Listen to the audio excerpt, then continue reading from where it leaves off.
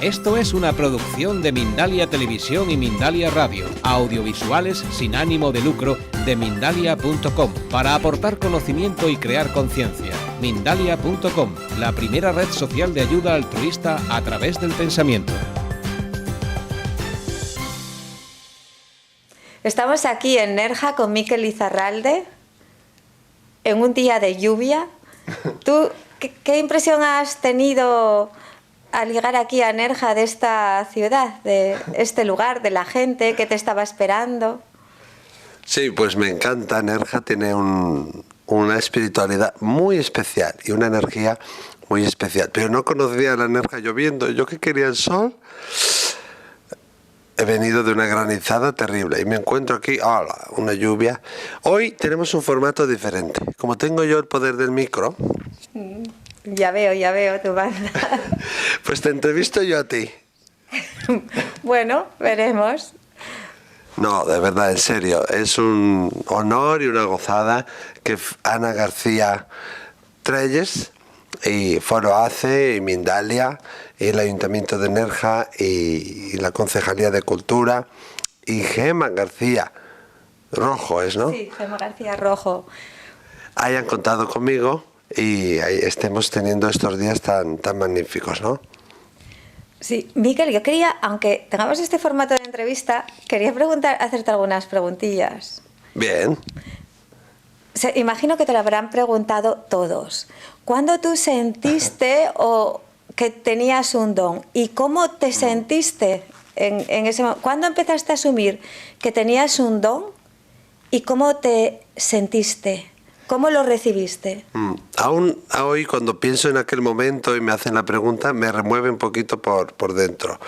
Una cosa es cuándo me di cuenta y otra cosa es cuándo empecé a asumirlo, que son dos cosas diferentes. Yo desde siempre, desde niño, he visto cosas, he sentido cosas, he percibido cosas y las decía a mi madre, a mi padre, a mi familia. Y mi madre incluso decía, pues deja ya de hacer teatro, baja a la tierra, porque decía unas cosas que en aquel momento, pues imagínate, con 6, 7, 8 años, no tenían mucha lógica, pero después sí, después tenían lógica. Y no sé, yo siempre caminaba un camino bastante largo hasta la escuela, normalmente solo, y nunca iba solo, tenía gente que me acompañaba, que yo la podía describir, que yo podía decir sus nombres, podía sentir el viento, la naturaleza, el mar, podía prevenir si iba a haber una bandera roja o verde o amarilla en la playa, hablaba con los animales, tenía, y sé ahora que es así, la certeza de que hablaba y me entendían los animales. Y bueno, pues yo iba diciendo cosas que iban ocurriendo, desde cosas muy sencillas a cosas más duras, ¿no? Pero quizás fue hacia los 13, 14 años cuando me empecé a dar cuenta que no todo el mundo tenía estas sensaciones, que no todo el mundo tenía esta percepción. Yo tuve la suerte de estar muy protegido, de siempre tener más o menos la misma gente alrededor y más o menos los mismos amigos, entonces era normal. Y Mikel siempre hace estas cosas y Mikel siempre dice estas cosas, hasta que hubo ahí un cambio de colegio y un cambio de instituto en realidad, que empecé ya ahí hacia los 14, ¿no? Si no todo el mundo lo ve igual y lo siente igual, pero hubo una muerte que anuncié de una gente muy cercana a nuestra familia, que eran como tíos para mí, que yo tuve la visión de que este hombre al día siguiente iba a morir. Y se lo pregunté a mi madre y me dijo, no, pues ya le han dado el alta, ya está bien, y le dije que al día siguiente moriría. Y además tuve la necesidad interior, así como en las entrañas, de uno por uno decírselo a cada uno de mis familiares. Y no sabía por qué, y a veces es así con la intuición, ¿no? Imagínate con 13 años o 14, quizá algo menos, y al día siguiente, cuando vine del colegio, resulta que me estaba esperando mis padres con una cara larga, porque el hijo había llamado a las 10 de la mañana diciendo que su padre había muerto. Y ahí empecé yo un lío de una historia de culparme, de decir, esto ha ocurrido porque yo lo he dicho y si no lo hubiera dicho no hubiera ocurrido y cosas así.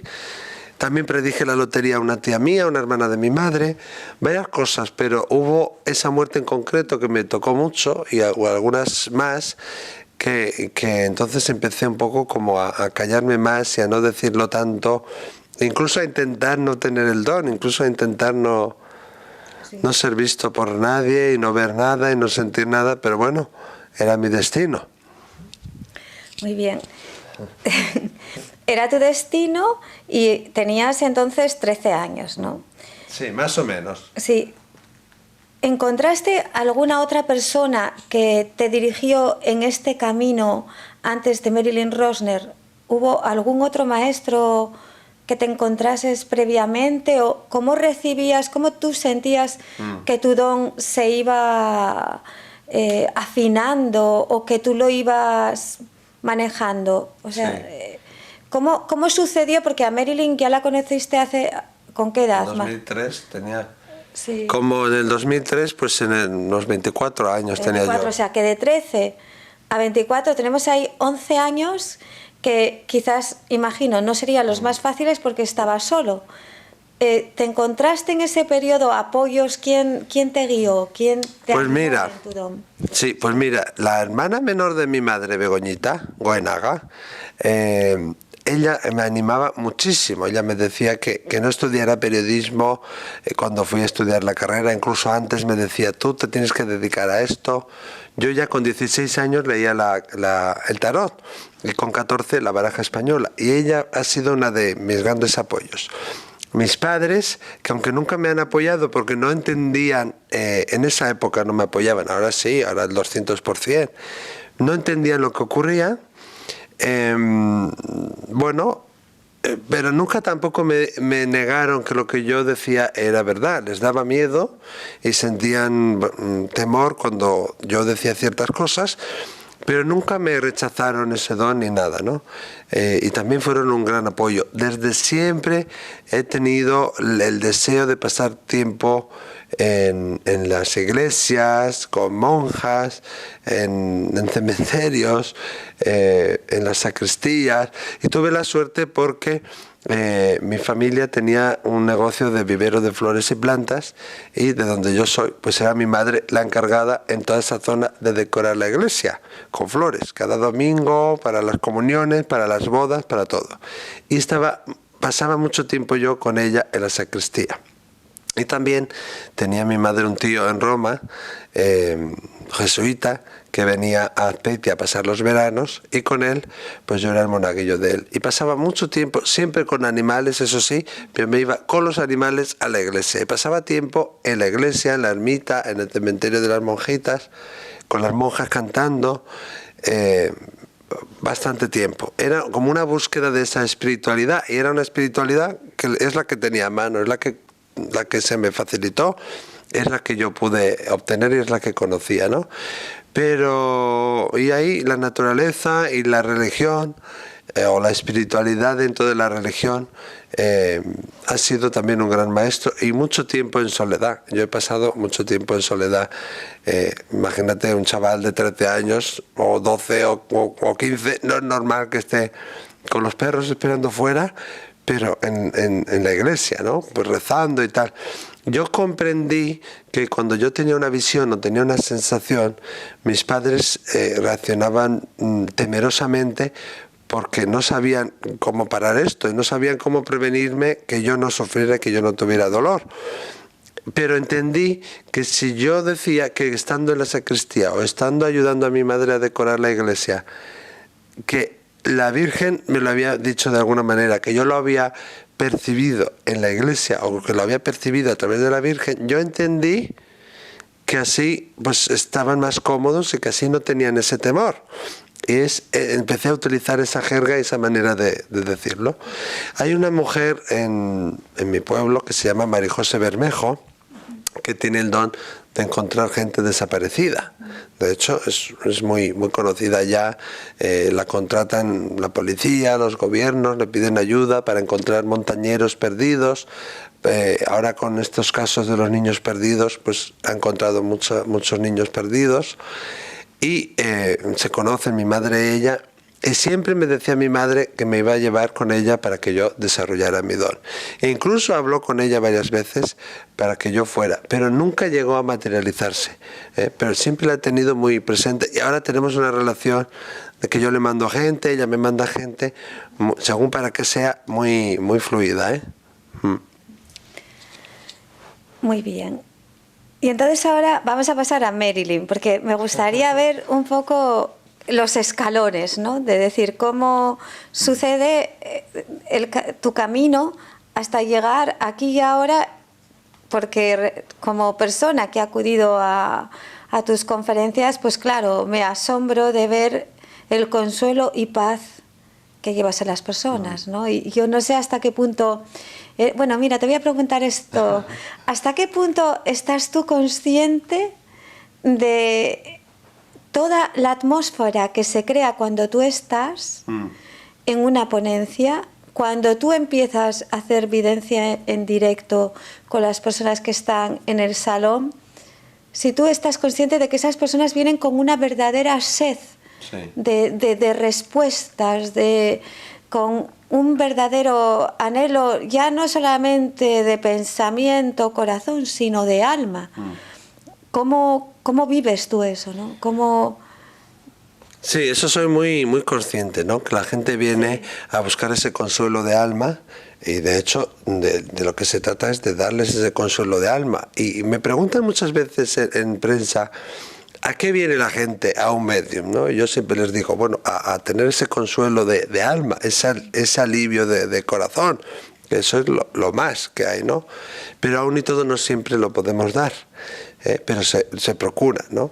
Pero es verdad que cuando empiezo a dar mensajes no soy consciente quizá de la atmósfera que se crea. Estuve hace poco, bueno, ya casi un año, en Alcoy, y había una señora que decía que tenía un problema de oído durante años y que durante la meditación que yo hago, pues que se le fue.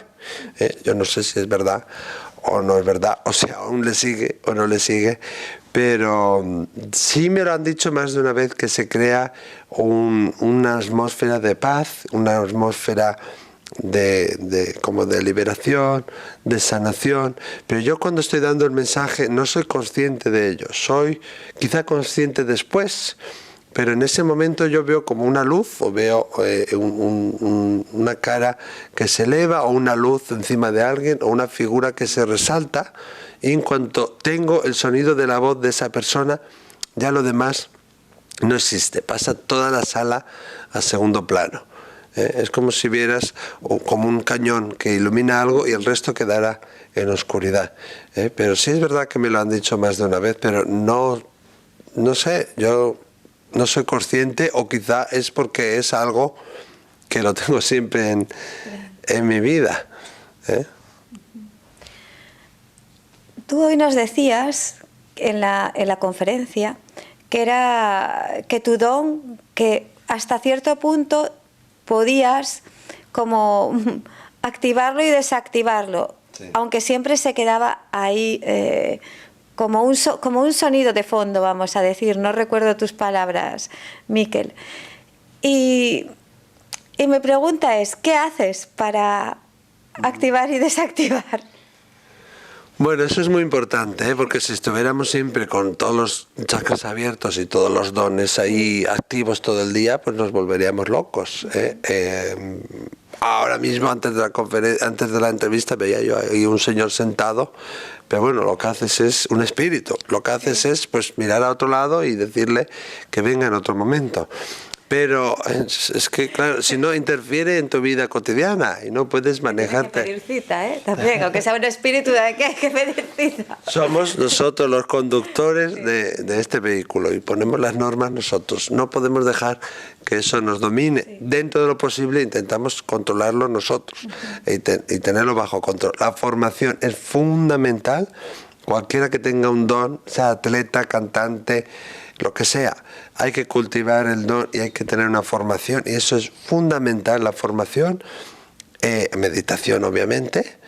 Cuando digo meditación, puede ser meditación, oración, contemplación y enraizamiento. Mucha gente se le olvida enraizar, estar en lo físico, conectar con la tierra, conectar con la naturaleza, conectar con los pies, que somos seres de luz, es verdad, somos un alma, es verdad, y con la meditación conectamos con lo de arriba, conectamos con el más allá, abrimos el tercer ojo, el chakra de la corona, pero tenemos otra parte física que no la cultivamos.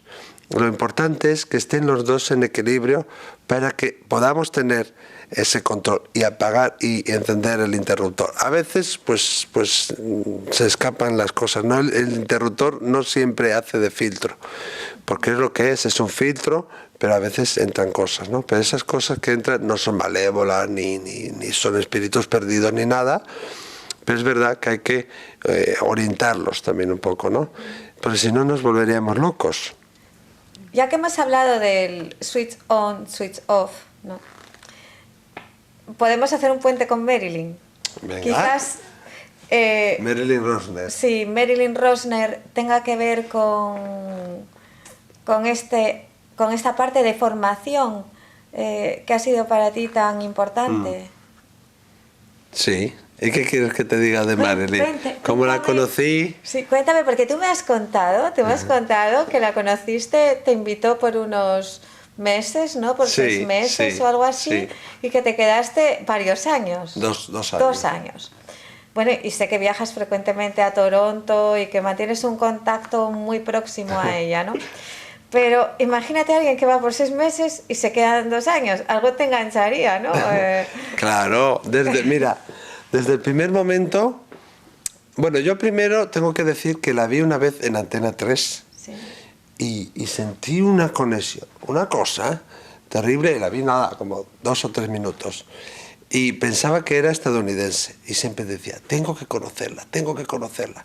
Pero no sabía que iba a San Sebastián, al Palacio Miramar. Y tenía un compañero de piso, varios de hecho, que me decían, tenemos que ir a eso del esoterismo o del Miramar, que tú como echas las cartas y tal, déjame a mí y tal. Y cada año o se me pasaba la fecha, o se me olvidaba, o lo posponía o tal. Y un año, en el 2003, una conocida me dijo, oye, Miquel, que está esta mujer y tal, ¿te gustaría ir a verla? Y le digo, ay, sí, porque esa es la de Antena 3 tal. Pero igual yo la había visto en Antena 3 como en el 98 o por ahí. Y la había guardado, ¿no? Pero, o sea, porque había sentido una unión muy fuerte. Y me dijo, me lo imaginaba y ya he comprado 3 billetes, 3 entradas. Bueno, pues yo fui allá, me puse en primera fila, no me hizo nada de caso, no me dio ni un mensaje de nada. Pero cuando ofreció 2 becas, dijo, 2 becas para 6 meses para ir a Montreal, dije, soy yo. Yo lo supe, lo vi, que ya era yo. Y yo tenía ya un trabajo estable, que no estaba mal, cuando trabajaba o de mañanas o de tardes. Y el resto del tiempo hacía consultas de tarot y algo de evidencia y tal. Y miré a mis amigos que estaban atrás y me dijeron, eres tú vas a ir a Montreal. Pero ya se fue y se fue. Y yo no quería hablar con ella, me daba vergüenza y que sí. Y literalmente me empujaron mis amigos, caí así como encima de ella. Y me miró y no me hizo mucho caso. Y estaba hablando con una chica sobre una beca que le habían dado a la chica para ir a Boston. Y la chica no sabía cómo decir la palabra beca. Entonces yo entré en la conversación. Que yo ya hablaba inglés gracias a mi madre, que se fue a Escocia cuando era joven y tal. Y entonces ya me agarró la mano, me tocó en el hombro, me dijo que se olvidó de todo el mundo, me dijo que tenía un don sin desarrollar, que me fuera con ella a Montreal 6 meses, me puso su web, me puso su email en un folleto que me lo dio, y según me lo daba, se fue corriendo para el otro lado y me gritaba, ¿no? Si la conocéis lo sabréis. Me gritaba, no me olvidaré de ti, ¿no? Según se iba. Y eso fue todo. Y eso era agosto. Y ya en abril del 2004 me fui. Dejé el trabajo, el piso, todo. a mi pareja y todo, que me esperó todos los 2 años. Qué valiente. Y sí, y me fui. Y desde el primer momento me adoptó ella, me adoptó su marido John Rosner. Bueno, yo tengo que decir que tenía alergia a los ácaros y tal.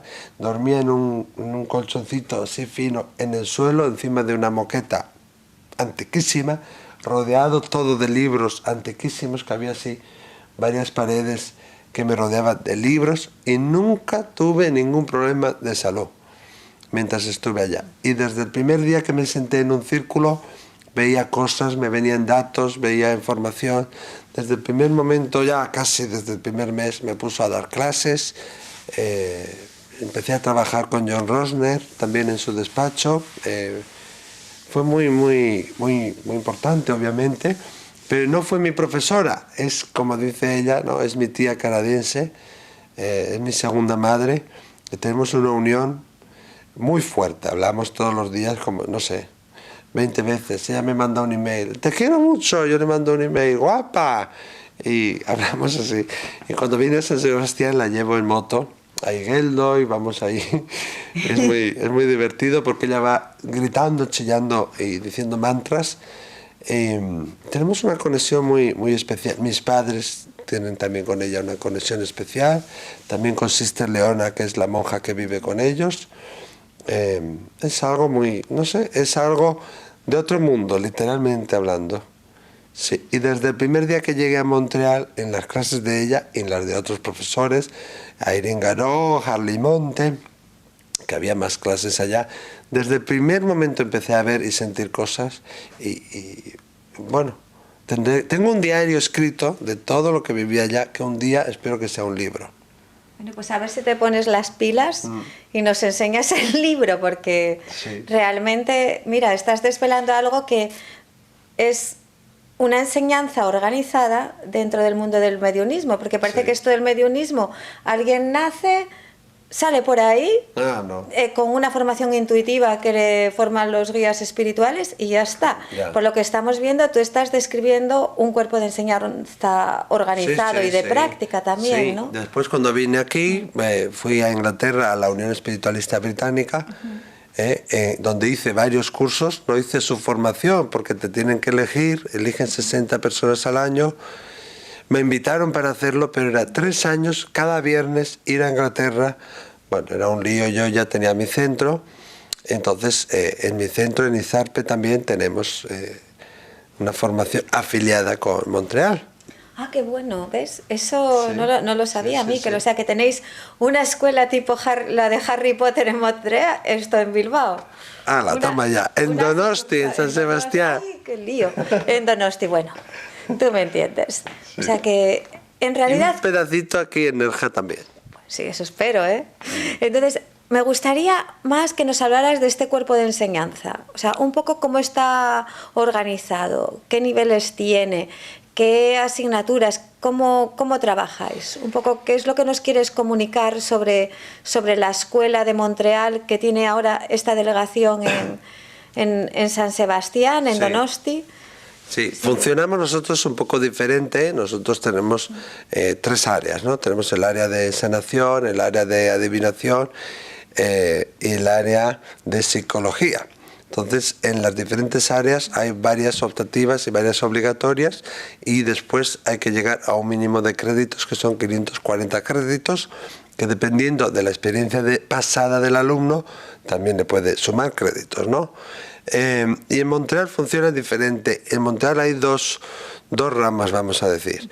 El SSF, que es donde la Hermandad de Ciencias Espirituales, que bueno, que ahora hemos creado también en España ACE, Agrupación de Ciencias Espirituales, que nos reunimos el primer domingo de cada mes gratuitamente. Y ahí es, vamos a decir, todo lo intuitivo, todo lo no dogmático y todo lo no académico per se. Y luego tenemos el IHS, el Instituto Integral Internacional de Ciencias Humanas, eso es, estoy traduciendo del inglés, que ahí va todo lo académico, y hay un programa universitario que puedes estudiar, Psychic Studies, o sea, estudios de evidencia, estudios psíquicos que se llama, que están afiliados con Naciones Unidas y a la vez ofrece una titulación de la Open University de Sri Lanka, que es en counseling terapéutico. Entonces hay diferentes ramas. Y depende de la cual elijas. Cuando estuve yo, la verdad, 2004, 2005, tuve la suerte que había muchísimos profesores, había muchísimos voluntarios jóvenes, que atrajimos a su vez muchísima gente joven. Había varios voluntarios que trabajaban a su vez en la Universidad de McGill, que atraían también alumnos. Y entonces había muchos, los lunes, martes, miércoles, había clases en inglés, había a veces 2. Y primero es a las 6 de la tarde yoga y luego a las 7:30 había clases, que dependiendo cuáles eran tus dones te van guiando de haz esto o haz lo otro. Luego aparte tienes el programa universitario del IIHS. Y entonces tenían como 2 e incluso 3 clases simultáneamente cada día. Los jueves y un domingo de cada 2 se hacían también en inglés oficios espirituales, lo que ellos llaman servicios, que es como una celebración del don y para demostrar la vida después de la vida. Los viernes a las 7:30, pero que duraba hasta las 12 y la 1 de la noche, con Airíngaro, teníamos clases de mediunidad en francés. Esto era en francés. Esto es Hogwarts, pero en alto standing, con idiomas. Sí, más o menos. Hogwarts contemporáneo y... Sí. Y luego los sábados había talleres, a veces sábado y domingo, pero normalmente sábado. De 10 a 5, de 10 a 12, de 10 a 3, depende. Ahora sé que ha cambiado un poco el número de clases, que no es lo mismo, pero también está André Chevalier, también está Tom Duagon, también está, yo voy como invitado, también está Paula Guía también, que la tenéis en Murcia, es una medium excepcional, pero ella es canadiense, pero es murciana también. Y ahí estamos ahora dando un empujón nuevo, ¿no? Y atrayendo otra vez gente nueva, pero es verdad que ha tenido como un pequeño, paroncillo.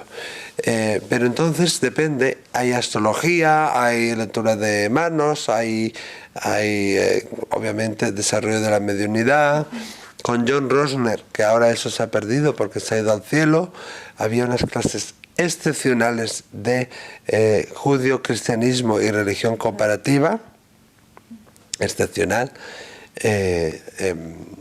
Y había muchas clases, ya no me acuerdo, de canalización. Con Harley Monte hacíamos desarrollo de los dones, y después de que cuando acababa la clase a las 9:30, 10, había un grupo pequeño que él nos pedía que nos quedáramos, trabajábamos en casos de desaparición, de gente perdida y tal. Casos prácticos. O sea, Sí. que hacíais también casos prácticos. Sí. Entonces, claro, toda esta...